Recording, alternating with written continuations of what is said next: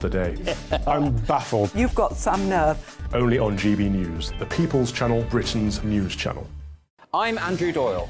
Join me at 7 o'clock every Sunday night for Free Speech Nation, the show where I tackle the week's biggest stories in politics and current affairs with the help of my two comedian panellists and a variety of special guests. Free Speech Nation, Sunday nights from 7 on GB News, the People's Channel, Britain's news channel.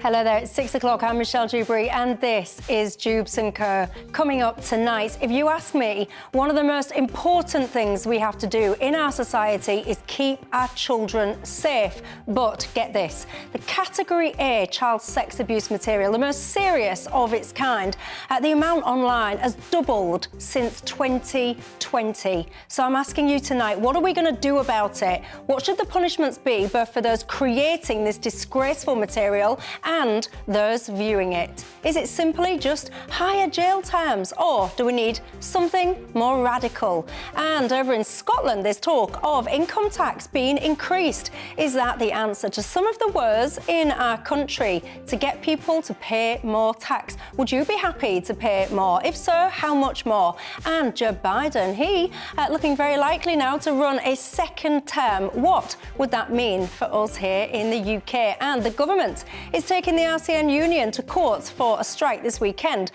saying that actually it will be unlawful. The nurses union is saying that the government is bullying them. Who's right? Your thoughts on all of that. But before we get into it, let's bring ourselves up to speed with tonight's latest headlines.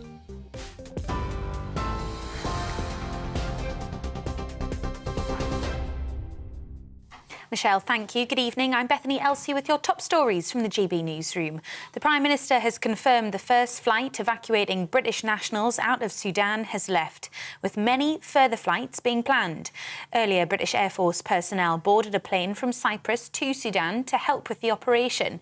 The evacuations were given the go-ahead after Sudan's army and a rival paramilitary group, which have been fighting for more than 2 weeks, agreed to a 72-hour ceasefire. But there have since been reports of gunfire and explosions in the capital, Khartoum, and Omdurman. The Prime Minister says they're doing everything they can to evacuate people safely. The first flight that left took everybody that was at the airfield and eligible is on that flight. There will be more flights this evening and then many more into tomorrow. We're contacting people both directly, but also we've issued out a general call for people, if they can make their way to the airfield, they will then be processed and safely evacuated. At the same time, we can't guarantee the long-term sustainability of the airfield that we're currently using. So we're also exploring and standing up other alternative routes for safe exit. Nicola Sturgeon has spoken out about the police investigation into SNP finances, saying she couldn't have imagined the events of the past few weeks in her worst nightmares. Her husband, Peter Murrell, the party's former chief executive, was questioned by police earlier in the month and then later released without charge. Colin Beattie, the party's treasurer, was also arrested last week and released pending further investigation. Appearing at the Scottish Parliament for the first time since her husband's arrest, Ms Sturgeon says the party is in safe hands. I understand the view that some people might have, that I knew this was all about to unfold and that's why I walked away. Nothing could be further from the truth. I could not have anticipated in my worst nightmares what would have unfolded over the past few weeks. I believe the SNP, notwithstanding the real difficulties that surround the party just now, is in good shape, and I think Humza will take it to even better things. President Joe Biden has officially announced he's running for a second term in office, saying the next election will be a fight for democracy and personal freedom. When I ran for president 4 years ago, I said we're in a battle for the soul of America, and we still are. The question we're facing is whether in the years ahead we have more freedom or less freedom, more rights or fewer. I know what I want the answer to be, and I think you do too. This is not a time to be complacent. That's why I'm running for re-election. The US president also confirmed that Vice President Kamala Harris will run again alongside him. Already the oldest president in history, if he's re-elected, Joe Biden will be 86 at the end of a second term. A man who murdered a 2-year-old while her mother was asleep upstairs has been sentenced to life in prison. Kyle Bevan caused catastrophic brain injuries on Lola James in July 2020. She died in hospital 4 days later. The 31-year-old denied responsibility, claiming the family dog pushed her down the stairs. He was convicted in April. Lola's mother, Sinead James, has also been sentenced to 6 years in prison after being found guilty of allowing her daughter's death. The judge said Sinead prioritised her relationship with Kyle over concern for her daughter. She got up and saw Kyle Bevan holding Lola by her bed. But when he said, "I've got this," she just went away. She did not go into Lola's bedroom or have a proper look at what had happened. She went back to her own bed and left Lola alone with Kyle while she slept. During that night, he carried out the further attacks on Lola, which killed her. Lawyers for Prince Harry say Prince William settled a phone hacking claim against Rupert Murdoch's UK newspaper arm in 2020. In a statement made by the Duke of Sussex, he said the Prince of Wales made a secret deal with the tabloid group to avoid taking to the witness box and recounting highly sensitive details. It's also claimed the late Queen was involved in discussions and had given Prince Harry permission to pursue the case back in 2017. Prince Harry is suing News Group newspapers over alleged unlawful information gathering. The hearing is expected to last 3 days. Fire and Rescue Service employees will be subject to tougher criminal record checks. That's under new government plans. It's in response to a report earlier this year which found evidence of bullying, harassment and discrimination across UK services. The new legislation means DBS background checks will show spent convictions, cautions, reprimands and final warnings. Police, Crime and Fire Minister Chris Philps says it will help protect staff and the public. And the singer, songwriter and actor Harry Belafonte has died at the age of 96. He said, daylight come and we won't go home. He had a string of hit songs but was best known for Day-O in 1956. Later in life, he turned his hand to political activism, dedicating his life as a campaigner for black civil rights in the United States. His agent confirmed he died of congestive heart failure. You're up to date on TV, online, DAB+ radio and on TuneIn. This is GB News. Now it's back to Michelle.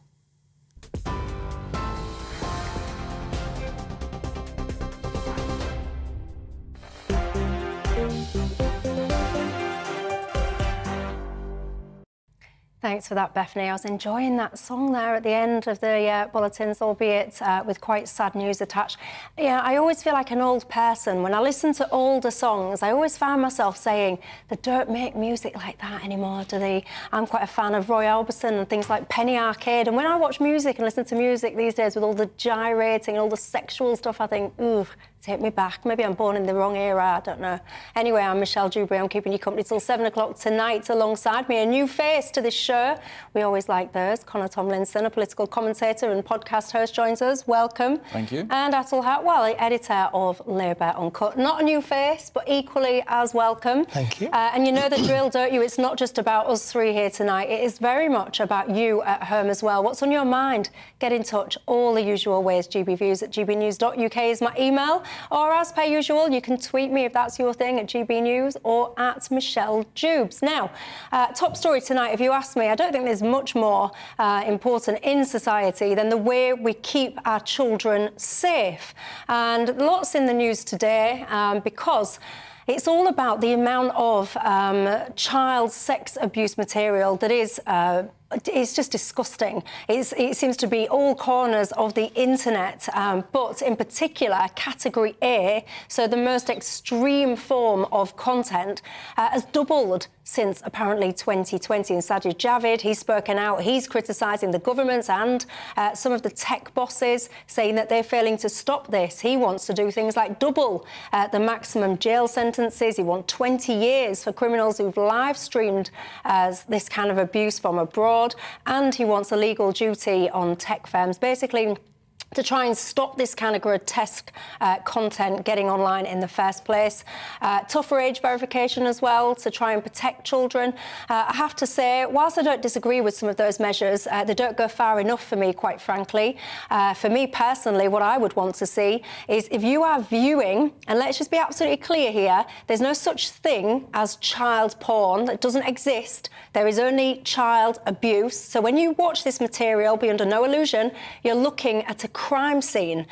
So I would absolutely support tougher penalties, but I also think if that is the kind of content that you feel yourself gravitating towards, then I think, quite frankly, you should be chemically castrated. That is what I would want to see put into practice.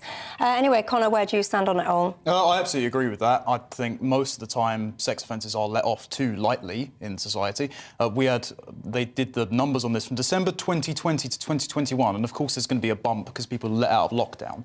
But overall sexual crimes went up 22%. I think we're taking far too soft an approach. I think the idea that Labour's rolling out, unfortunately, I don't know if you're going to disagree with this, but the idea that all we need to do is go into schools and teach young boys to respect women and have consent.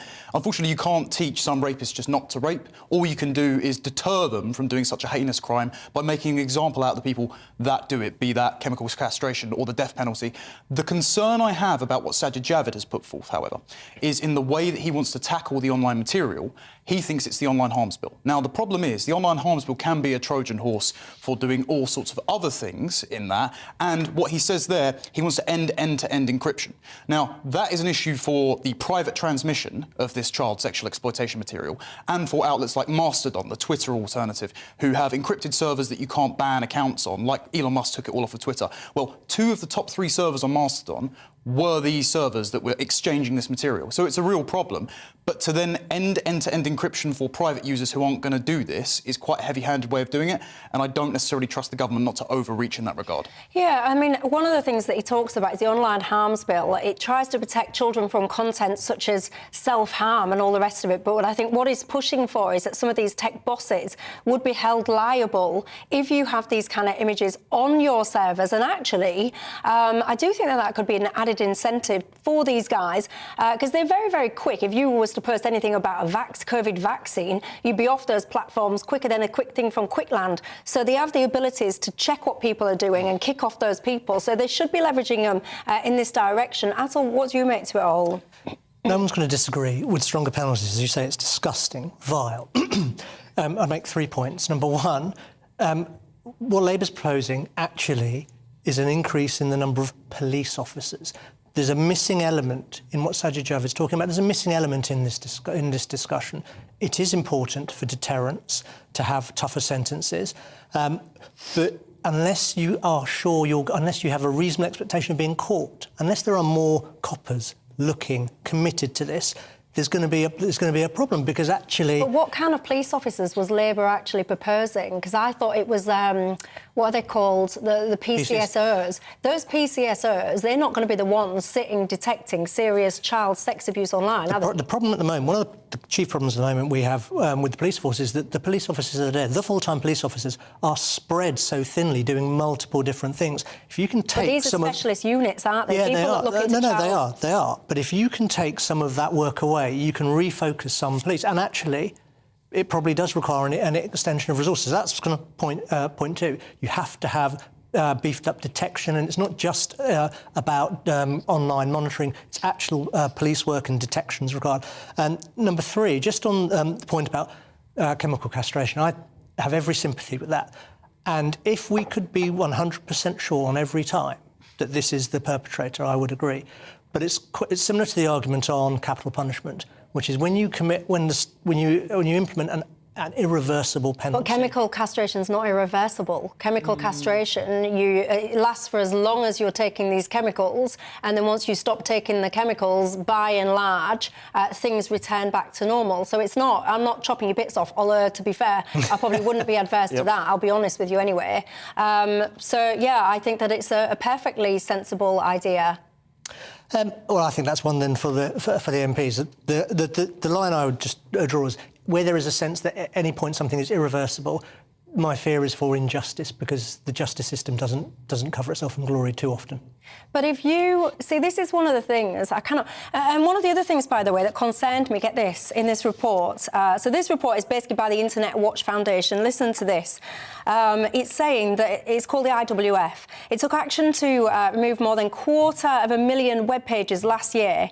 And are you ready? Because it really concerned me. 3/4 of them contained self-generated imagery where the child is manipulated into recording their own abuse, right? I cannot get my head around parents in this country, right, that let their children go online unsupervised. I cannot comprehend why a parent would let a child have a smartphone unmonitored, and then they'll say, oh, well, you know, I'm a bit busy with work, or, oh, you know, I do have like a vague look. You cannot let children into the wild west of the world, because it's not just your hometown, it's the world, without keeping them safe. And I feel like parents need to be doing more as well to protect their children. The unspoken angle of this as well is the fact that, correct me if I'm wrong, nowhere in the online harms bill does it come down on the legal adult porn companies who have been hosting child exploitation material for years. For example, when Pornhub took millions of videos off its platform because it was proven to have underage rape on its platform. Likewise, OnlyFans have had to admit they've had multiple underage accounts, even though you are meant to sign up with some sort of passport and credit card. They haven't been policing this thing properly. And the disturbing fact of the matter is that little tick box that says, you're 18, are you? Can you access this site? It stops absolutely no children. The average age of viewing is 11 going onto these websites. And these websites factor in the addiction from a young age into their profit margins. So if the government were really concerned about underage exploitation, both uploading and using, they would go after those porn companies in a bill, but they haven't. I think the key, there is a lot that can be done around liability for tech providers, and that where tech providers are effectively publishers. If you're this station, if you are a newspaper, there's a liability about what you have on your on what you're broadcasting and what you're publishing. And I think there is an aspect there in the online harms bill. I know there's a sort of fierce debate about this, but where there should be some level of liability. The other area that I want to explore on this, because I'm pretty disgusted by it actually, is what I feel is like the sexualization of children, because I feel that in various different components of society, there is this thing, whether it's shops selling padded bras for children, whether it's grown men dressing as sexualised drag characters to read to children, or whether it's your fashion houses like Balenciaga doing fashion shoots with children holding bondage teddy bears, whilst papers containing information about child sex abuse are scattered on papers. Harry Styles for Gucci posing in teddy bear t-shirts alongside toddler mattresses. It repulses me, and it makes me worry, Atul, whether or not we're tiptoeing. Well, we're not even tiptoeing. It's not even subtle. We're going headlong into sexualising children. I think it is a concern. One thing about how things are different to the past, I'd just caution that in the past there was a lot of this as well. I mean, there used to be mainstream shows where toddlers, would dress up, or very young children of 5 or 6 would be dressed up like pop stars and sing. This used to be on prime time on ITV. I remember it when I was a kid, and it was weird then, and it's even weirder in retrospect. That sort of behaviour, I agree, the sexualisation of children is a major issue, and it's compounded by what happens online and the absence of kind of safeguards there. I don't think anyone would disagree with that. But what is going on in society? Because to me, it seems to be mainstream. Like I've just given examples then. Big fashion houses using bondage teddies with children. You've got a show on Channel 4 that's getting criticised at the moment. Grown adults stripping naked in front of children, apparently to educate them about real bodies. I think it's weird, and I don't understand why why more people are not saying enough now, pack it in, children are children and adults are adults, get a grip, create some separation and protect these kids. I don't know if you're aware of the Danish version as well, because it's not just the UK Channel 4 that's doing this. There's one in Denmark and there's one in the Netherlands. And there's been a huge outcry about that one as well. Yeah, because one of the episodes, the gender identity episode, didn't do a background check and a convicted paedophile took part and he's had to go back to prison because he's obviously violated his parole. What's happened here is under the guise of inclusivity, people are being blinded to obvious scenarios where children have been put in vulnerable positions around adults that would like to harm them. And I hesitate to say that there has been a pincer movement for the normalisation of paedophilia. There has been a TED talk from a German academic who has said that they are just persecuted individuals. There's the acronym minor attracted persons to try and destigmatise it. And also, as you referred to a Drag Queen Story Hour, the original thing of Drag Queen Story Hour, one of the Vanguard members, Little Miss Hot Mess, who is now a best-selling author of The Hips on the Drag Queen Go Swish, Swish, Swish, which is on the New York school board curriculum for 3 and up. They wrote a paper called Drag Pedagogy, and in it they say that Drag Queen Story Hour is to disrupt the reproductive futurity of the nuclear family, introduce children to adoptive drag families, and the final line is, we are going to leave a trail of glitter that will never come out of the carpet. That seems to me like an explicit threat to sexualised children. It's disturbing. I'll make 2 points here. One, again, to say that things aren't, this isn't entirely new. Back in the early 80s, when there was when gay rights and LGBT rights were in a completely different place. There were movements struggling for those rights, but then also within that mix, unfortunately, people like the Paedophile Information Exchange got traction, and they were pushed out. And that's really what needs to happen again. My point here is that it's not new. This has always been there. It was pushed out once. It needs to be pushed out again. And just one point on Drag Queen Story Hour. Very sympathetic here to avoid kind of putting young children in in a sexual context. There's nothing wrong, to my mind, if someone wants to dress up and read a story to a child, just not provocatively and sexually. No, and I saw that viral video, I think we discussed it on here actually, where people were taking their babies to this performance. Kebaba rave. Yeah, where grown men in G-strings or whatever it was are sexually gyrating in front of children. I think there's something matter with you upstairs. I think if you take your child, if that's what you think to yourself, oh, you know what, that's an ideal Saturday afternoon for me and the kid, I'll take him to go watch this grown man gyrating sexually in a thong. I do. I think there's something not quite right with you upstairs. There is a charity called Stop It Now, and it's a helpline basically which helps people that are looking at these kind of, like the child sexual images.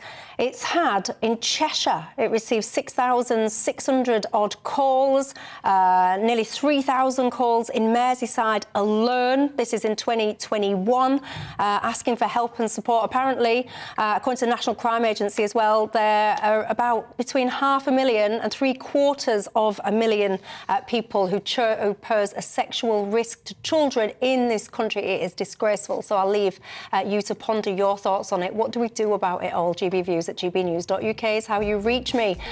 Next, I want to talk tax. Do you think high income tax or higher income tax is the answer to some of the problems that we face over in Scotland? They're considering creating a new band, 44%. Would you be happy paying that? Do you think it's high enough? Should it be more? Your thoughts. See you in 2. It's all about family, being in people's living rooms, all the interaction and getting to know who our viewers and listeners are. When I was young, my dad used to say, Nana, stop arguing. I wanted an outlet that would enable me to give my opinion. People are going through a really hard time right now, and I know that you don't feel like you're being listened to by the establishment. I came to GB News because it's the People's Channel, and I want the audience to have their say on the events of the day. We're dynamic. We do something different. Democracy shows that the wisdom of the nation is in its people. I get to travel to find out what the story is from a personal perspective. The British people aren't fools. We know when we're not being told the full story. We've got to work out how Britain moves forward from this. It's the best country in the world. The establishment had their chance. Now we're here to represent your views. Britain's watching. Britain's watching. Britain's watching. We're proud to be GB News. The People's Channel. Britain's news channel. So Dewbs and Co, we tackle the issues of the day with real, robust debate. Both sides of the fence, battling it out with me in the middle with my forthright opinions and views. And often really interesting things happen because you start with a position and then by the end of the debate you find actually, well, I might not have thought about that one. What we need in this country is 2 new political parties. You should maybe think about doing a 2024 calendar. I'm Michelle Dewberry and I'm keeping you company right through until 7 o'clock this evening. GB News, the People's Channel, Britain's watching. Start the day with GB News. We catch up on all the big stories you didn't hear the night before. And take a look at what the world's talking about this morning. That's right, Monday to Thursdays from 6 o'clock. It's Breakfast with Eamon and Isabel. Straight after breakfast, join us, Bev Turner and Andrew Pearce. We're going to take you through till noon. We'll be tackling the big topics of the day, including the things that the other channels just won't talk about. If it's happening here. Wake up to mornings on GB News, the People's Channel. Britain's news channel. I'm Simon Evans. Join me on GB News for Headliners at 11 p.m. What's the scoop? I'll be joined by 2 of the country's top comedians. That's right. As we take a look at tomorrow's newspapers tonight. We're going to get into trouble. If it's a big story, we'll be covering it. Spill some tea on him. There we go. But we'll also have some fun. I wouldn't stick up a bank. My father didn't love me. So anyway. Headliners every night from 11 on GB News, the People's Channel, Britain's news channel. Saturday nights on GB News. From 6 p.m, I'll give you my unique take on the world today. Then at 7, it's me, Calvin Robinson, with my Common Sense Crusade. New to GB News is the Saturday 5. 5 times the opinion. Join us every Saturday from 8 p.m. as we debate the week's stories. With us 4, plus a special guest. And at 9, of course, it's Mark Dolan Tonight. Saturday nights on GB News, the People's Channel, Britain's news channel.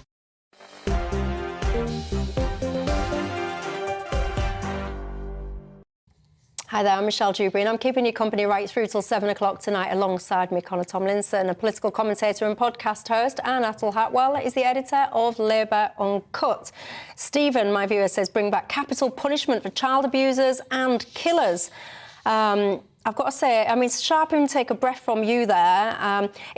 Your worry is about innocent people getting wrongly killed. If there was an absolute cast iron, like that fella that killed Lee Rigby in the street, I know it's not a child abuser, so a little bit of a digression, but those people that butchered Lee Rigby in the street, you know it was them. Would you be in favour of things like death penalty when you categorically know it's them? If one could categorically know it was the case, I don't think I'd have an objection, actually. My point here isn't about the killers and the abusers. It's about the innocent, and I worry about the justice system's capacity to be right all the time. Michael says, when that chappie was just in the headlines there, Lola James's, I don't even want to say stepdad, he's not his stepdad, they've just tortured that 2-year-old. Michael saying, he only got 28 years for such an evil crime. The mum, by the way, only got 6 years, and I quote, a direct quote, for allowing the death of her daughter. Minimum term, 3 years. I think it's absolutely appalling. And she, by the way, if you ask me, I think she should be sterilised. If you can, I quote, allow the death of your child, you should never be able to produce a child ever, ever again. No ifs, buts or maybes. Pat says, how do you stop this vile trade? What kind of people do we now have in our society? Both my sons protect their children from online abuse and images. Says Peter, they have a server in their home. They monitor everything that they do and they won't let them have mobile phones, etc. till they're older. Good. I think your sons sound like very decent parents. I wish more people would do more to protect their children. Yes, it takes time, and yes, it's easier just to turn a blind eye and get a bit of peace and quiet while they're on the phones. But it is the Wild West out there. You need to protect your kids. Anyway, let's talk tax, shall we? High earners in Scotland, apparently they could face a projected tax rate of 68%. This is basically going to be calculated. This is their new First Minister there. He wants to create this new tax threshold, basically, which would be a 44% bracket. And then when you start calculating, when you lose your personal allowance and stuff like that, it gives you that effective rate. That's what it's talking about. Let's talk higher taxes. Would you be in favour of these, Atul? Higher taxes is a sign of a failing economy. I'm a Labour person. No one in their right mind wants to pay more tax than they need to. But given the position we're in, which is almost zero growth, probably in recession, the after effects of decades of austerity where our public services aren't working, an ambulance doesn't come if you're ill. When you get to the hospital, you're stuck in A&E. What caused the need for austerity?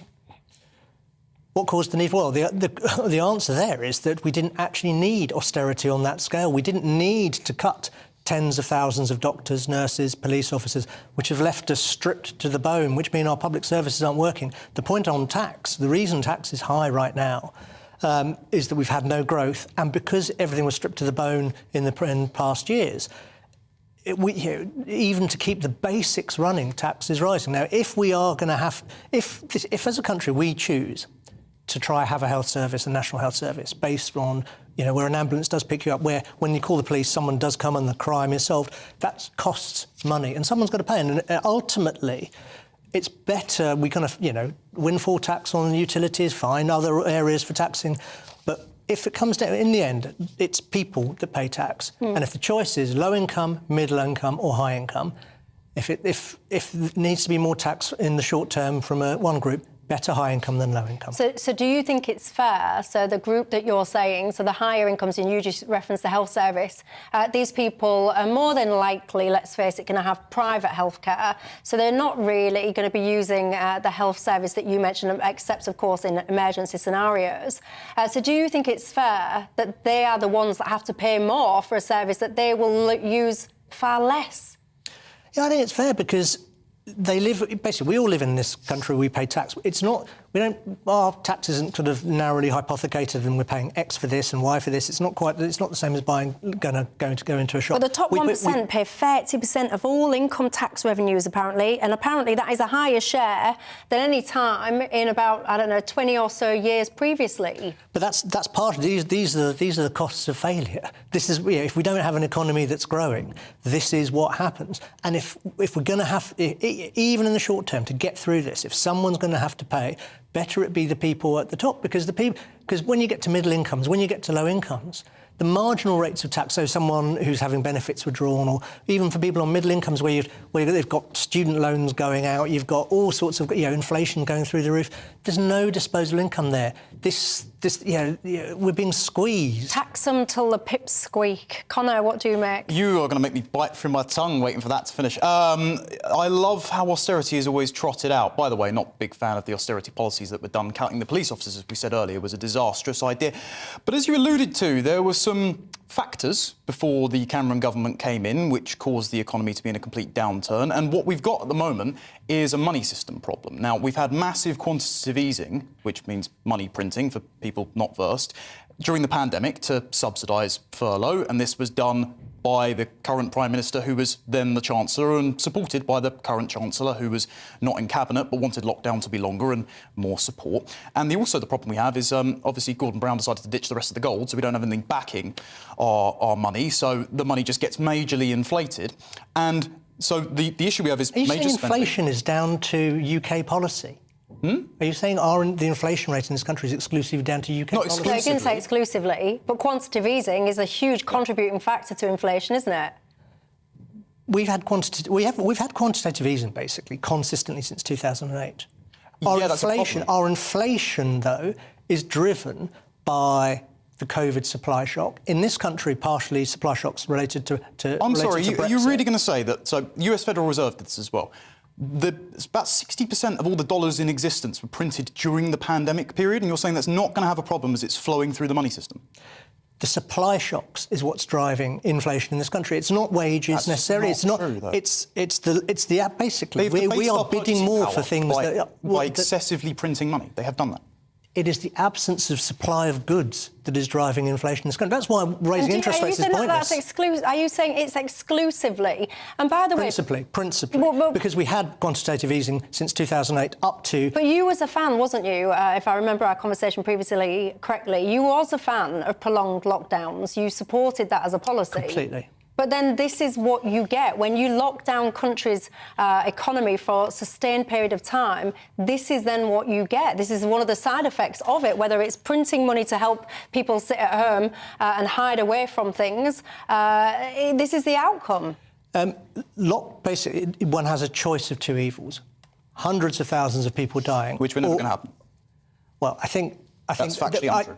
Well, you may say it's factually untrue. I would choose to believe the chief medical officer and hundreds the models were consistently wrong. They omitted factors from it. If you look at countries that didn't lock down in American states, with respect, we're not. Neither of us are medical professionals. But I will go with the judgment of the overwhelming majority, 95% plus. Do you happen to know what the leaders of our medical world? So the 4 studies they based the mask policy on, one was a small-time survey from a non-graduate student, only written in Chinese. And it was of about 14 people. And that's one of the studies they used to justify the mask policy for the whole of Britain. So I don't care who says it, I care about the data and the evidence, and looking backwards, which policies were more successful. Yours was a disaster. I cannot believe that we're having this discussion, whether it's Chris Whitty, whether it's Patrick Vallance, whether it's all of these eminent physicians. The idea that they would engage in a conspiracy to deliberately hoodwink the country, and they're all in on it all together, strains credulity beyond belief. It is extremely hard to do the basics, let alone organise a global international conspiracy. To think that they would do this requires an infrastructure of deception and coordination, which is leagues beyond anything that a government can manage. News Initiative and the fact that the majority of people that fund the WHO are the exact kind of people you're talking about, and they decided to say that China did not have peer-to-peer transmission and that it didn't come from a lab, which it eventually did. We have the receipts of all of the cover-ups. So you think there is a global conspiracy involving all of the governments, all of the medical establishments, and literally hundreds of thousands of civil servants around the world, and people, including Republicans in the US, including people across the EU. You think that conspiracy has that data was suppressed, and because of that conspiracy, we are in the state we are. That is for the birds. That's nuts. Well, we don't have birds, but we do have breaks. So you can be the birds at home. He says it's for the birds. This is something Conor obviously feels very strongly in. I do have to say, by the way, when it comes to the lab thing, there are differences of opinions. I do have to say that. Let me know your thoughts, difference of opinions. You know my thoughts if you watch this programme often, don't you? I also want to perhaps link to that last conversation. Joe Biden, if he gets in for a second time, will that be a good thing for this country or not?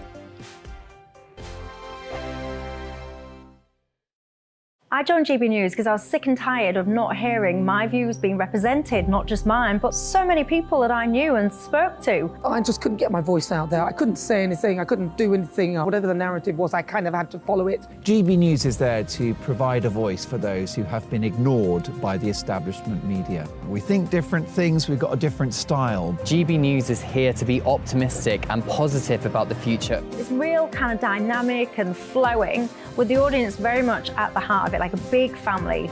Here at GB News, we talk about the things that matter to you. Hearing the voices from right across our towns and cities, especially our towns. All sides of the argument represented with a heavy dose of opinion. We're on a mission here to make a difference. And the GB News family really is here for you, and whatever time of day you can watch or listen. Britain's watching. Britain's watching.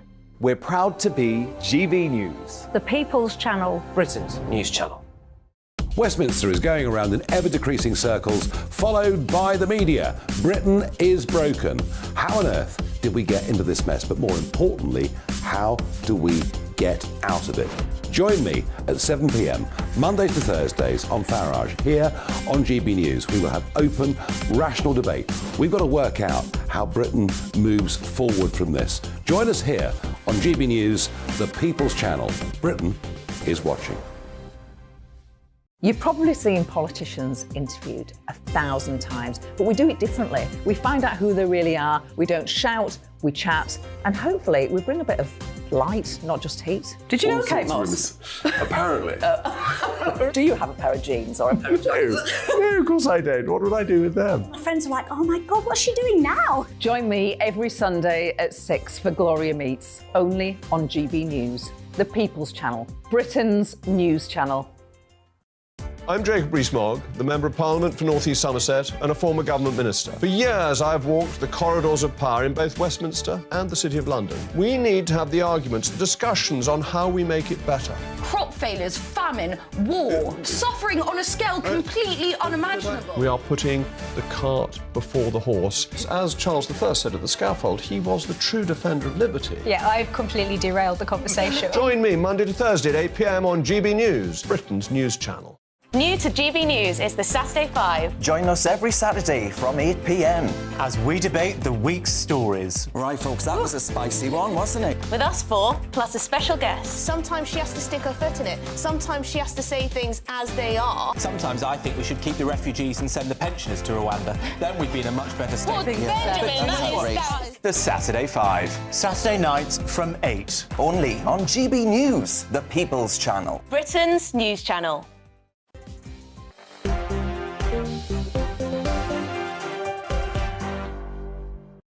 Hello there, I'm Michelle Dewberry, keeping you company right through till 7 o'clock tonight. Alongside me, two fellas that didn't stop talking in the break. They were still going for it. Connor Tomlinson, a political commentator and podcast host, and Athol Hatwell is the editor of Labour Uncut. Gavin has just got in touch with me saying, Michelle, how did you just go from a conversation about taxation in Scotland to all of that COVID conversation? I'll tell you for why, because this is something that a lot of people don't like to admit because they often like the concept of lockdowns. But one of the reasons that we are in the mess that we're in and having to consider things like higher taxes and all the rest of it is because of the COVID lockdown policy that we had in this country. That's why. Anyway, let me know your thoughts on it. Joe Biden, he has formally announced his campaign for re-election in 2024. He's already the oldest president, by the way, and if he succeeded, it'd be 86 by the end of a second term. Does that matter, by the way? Because a lot of is made, isn't it, about age? Do you think age alone should be a reason to be, I don't know, struck out of politics? Is that it, you? You're 80, off you go. Is that fair or not? Anyway, what do you think if he was successful? Do you think would it be a good thing for the UK or not, his re-election? I'll start with you. I think Joe Biden is one of the most underrated politicians of my lifetime. He's a man who no one really rated, no one really kind of got behind, but he won. And he won comfortably in the end. He's got a great record on the economy in the States. Unemployment is the lowest in 50 years. 500,000 jobs being put on every month in the US economy. But for the UK, the most important thing is around foreign policy, because if Trump had won, Vladimir Putin would have rolled straight through Ukraine, and we would have... Sorry? How do you Excuse know? me?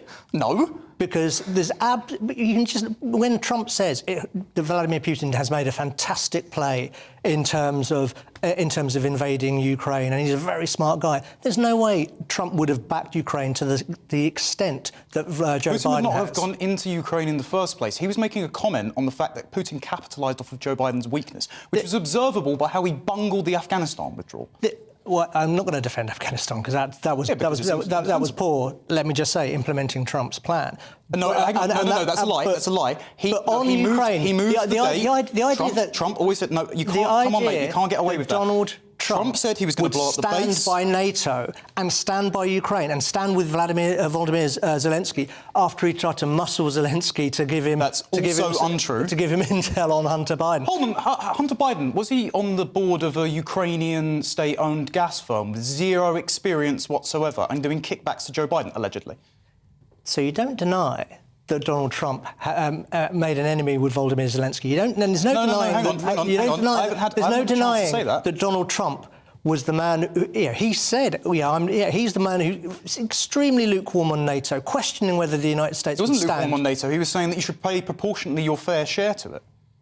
That's exactly what he was saying. Yeah, no, but would you disagree? What he was basically saying is that Trump was asking, why should America have to bankroll other members that don't want to pay their fair share? And I would say that's a reasonable observation. Reasonable observation, but Trump as an America First person is what's wrong with that? All politicians should because when you stand together across the world, that's important. Standing with Ukraine is important. The idea that Donald Trump and the Republican Party, when the people who are his closest supporters, your Tucker Carlsons, your Marjorie Taylor Greens, are saying we should, there's no way this is the way the US should be involved there.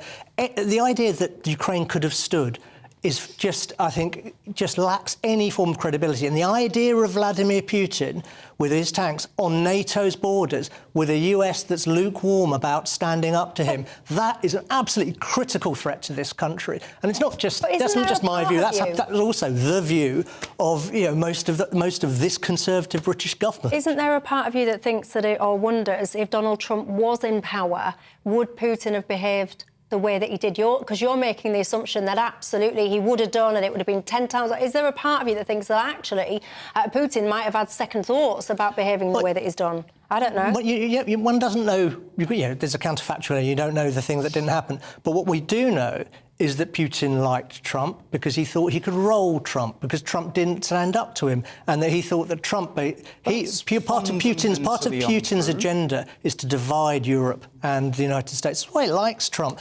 And for the Americans to stay in America, and he can reassert the USSR in Europe. For Britain's security, a president, and Joe Biden is one. George W. Bush similarly would have stood with Ukraine. This isn't a kind of necessarily a partisan No, there's a uniparty, I agree. There's a lot of vested financial interests in the military-industrial complex and certain presidents' children sitting on boards of foreign governments. If I might chime in there, Trump's energy policy was one of the best bulwarks against Putin's invasion, and particularly would have helped out the Germans. Now, Trump got up and he was laughed at in the UN when he says you're mad for dismantling your nuclear power stations, which would have made you an abundant, energy-sufficient nation, and then investing in Nord Stream. That's not just Hang on. Trump. Well, I'll let you talk for ages. Come on. Right, hold on. Right. Well, I'll tell you what I'm going to do, because I'm keen to hear from you. I'm going to cut to a break and I'm going to hear from you when I return. Otherwise, I'm going to have to squeeze it short and I'd rather not. So don't go anywhere. You'll be hearing from him and his response in 2 seconds. Well, 2 minutes.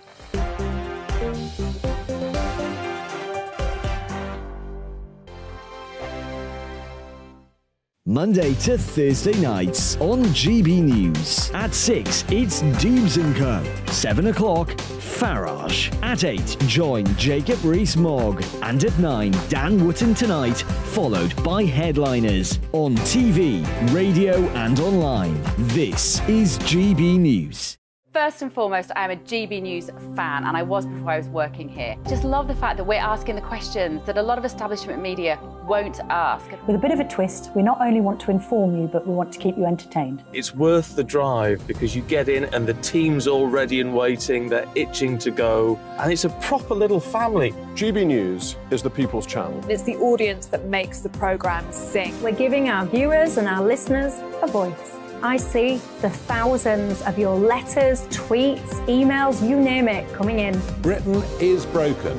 How on earth did we get into this mess? But more importantly, how do we get out of it? The establishment had their chance. Now we're here to represent you. It's time for something different. It's time for GB News. I'm very patriotic. I believe in Britain. Our best days lie ahead. Britain's watching. Britain's watching. Join us here on GB News. The People's Channel. Britain's news channel.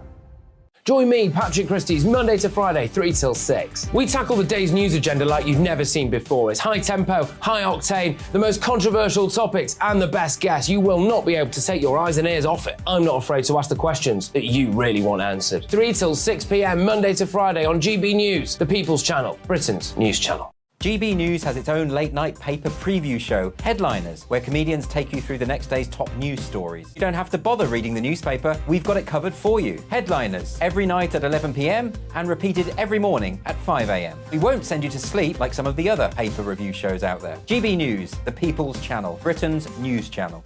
Join me, Camilla Tominey, on Sunday mornings from 9:30, taking the politicians to task and breaking out of SW1 to see how their decisions are affecting you across the UK. Bursting the Westminster bubble every Sunday morning, only on GB News, the People's Channel. Britain's watching. Hello, I'm Calvin Robinson. Do not miss my Common Sense Crusade Saturdays at 7 p.m. Join me for some in-depth discussions on faith. Is that not the start of the slippery slope? It's very much so. And the big moral questions of the day. I'm baffled. You've got some nerve. Only on GB News, the People's Channel, Britain's news channel. I'm Andrew Doyle. Join me at 7 o'clock every Sunday night for Free Speech Nation, the show where I tackle the week's biggest stories in politics and current affairs with the help of my 2 comedian panellists and a variety of special guests. Free Speech Nation, Sunday nights from 7 on GB News, the People's Channel, Britain's news channel.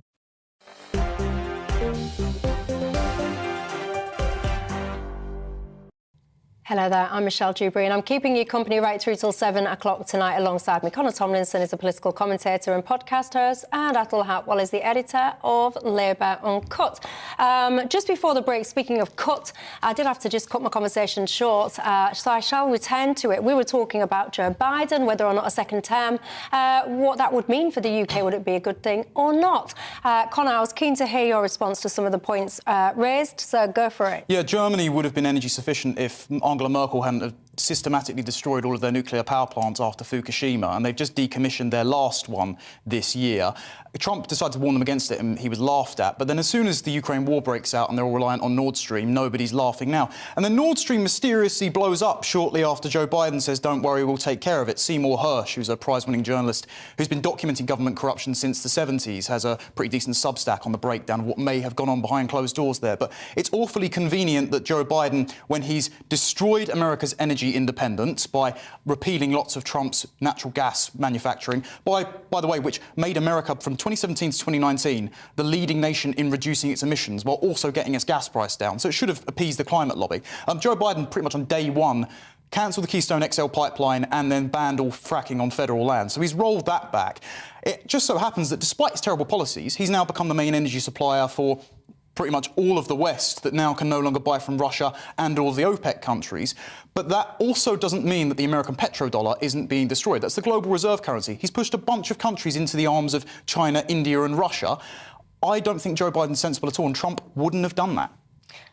So, I mean, do you want to respond to any of that before we kind of move along a little bit? I mean, just Donald Trump would not have engaged with the rest of the world. Joe Biden has. Donald Trump would not have stood with Ukraine. Joe Biden has. And Joe Biden is a rational, normal American leader, and that's what we in this country, saying that he's a good person because he's good. Well, so your point about Trump and German nuclear power. Lots of people have said the Germans shouldn't have dismantled their nuclear power. Lots of environmentalists have said that. The idea that that's somehow a unique insight of Donald Trump is ridiculous. But Donald Trump did say, I mean, I remember a dinner, and I'm sure, was it Jan Stoltenberg, the NATO guy? I'm sure it was a dinner where they were, and Donald Trump was basically flagging and saying, there's some counterproductive stuff going on here because we're part of NATO, and then you've got Germany so relying on Russian energy, and the whole thing is kind of counterproductive. And he was kind of basically like sneered at, if you like, and oh yeah, okay, dismissed. And when you look back on that, actually, he had a point. It's possible for him to have a point. It's equally the case. The best thing with Donald Trump is to listen to him and listen to his supporters. His supporters and all of the people in his orbit say, the Steve Bannons, the Marjorie Taylor Greens, the Tucker Carlsons say that Ukraine is some form of global conspiracy. Are you going to address any of my points? Are you just going to say these people I don't like said things I don't like and therefore you're invalid? No, I'm going to say that my point is that Trump would not have stood with Ukraine. The evidence is that the people around him are kind of virulently against supporting Ukraine. Donald Trump himself said that it's a masterful strategic move by Putin to invade Ukraine. The idea that we would be currently in a position where Ukraine is standing firm and Russian tanks are that much further away from the UK and NATO boundaries is, I think, it just lacks any form of credibility. Do you genuinely think Russia has intention to invade the UK? I think Vladimir Putin would have had designs on countries within NATO, and an attack on one is an attack on all.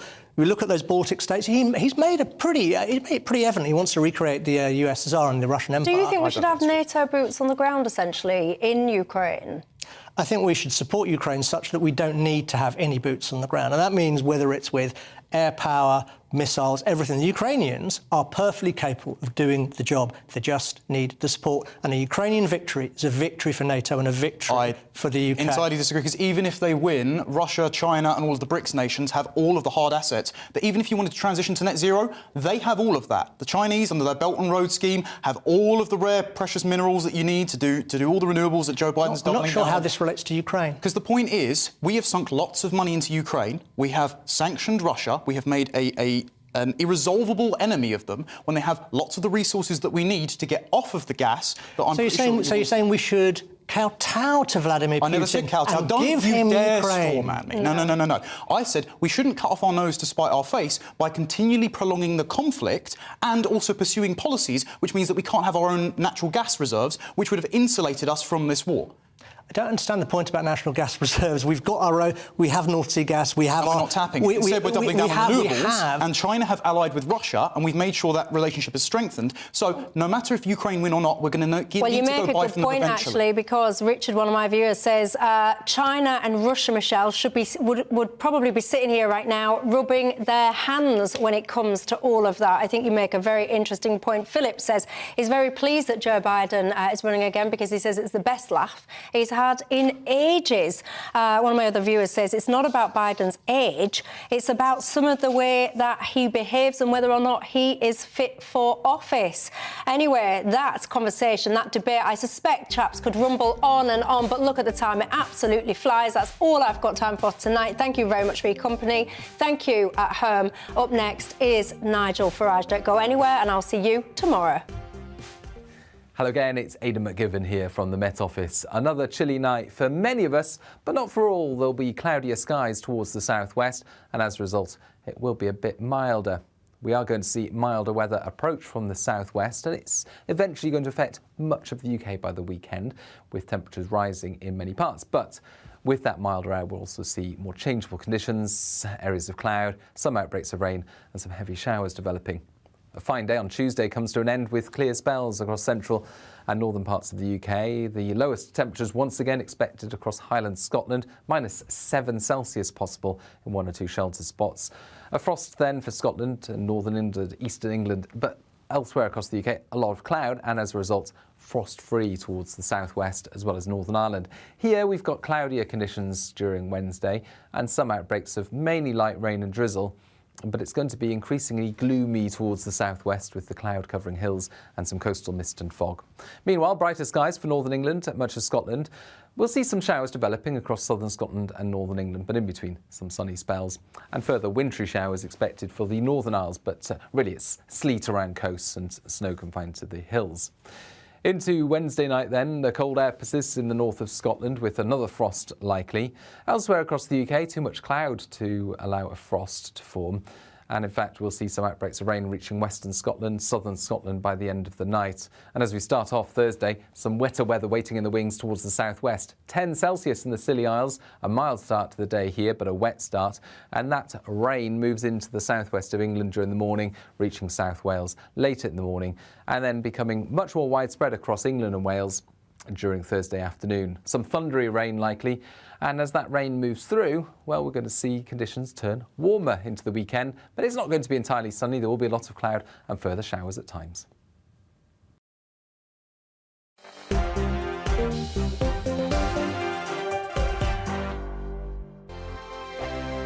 It's all about family.